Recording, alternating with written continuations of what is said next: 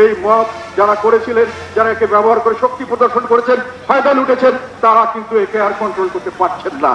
বর্তমান সরকারের এই মবতন্ত্র এখন তাদের নিয়ন্ত্রণে নেই এবং এই মবতন্ত্র থাকাকালীন অবস্থায় ওনারা আইন শৃঙ্খলা রক্ষা করতে পারবেন না।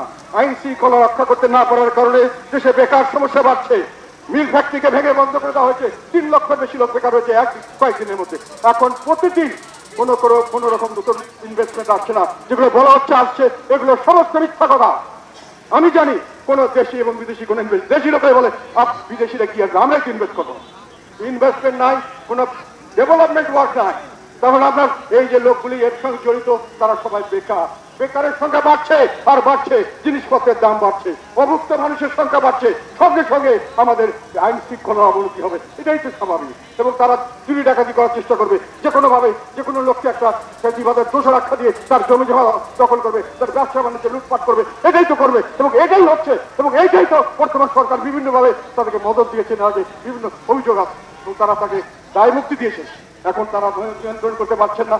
এই নিয়ন্ত্রণহীন অবস্থায় মানুষ তাদের নিরাপত্তার জন্য শুধু নয়, তাদের ভবিষ্যতের জন্য, অনিশ্চিত ভবিষ্যতের জন্য উৎকণ্ঠিত।